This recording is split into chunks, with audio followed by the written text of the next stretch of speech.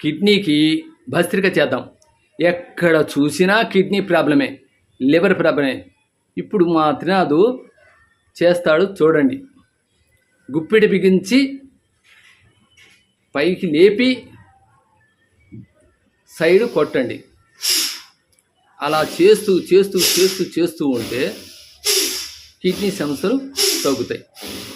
కాలవాపులు, kidney సమస్యలు అన్నీ తగ్గుతాయి.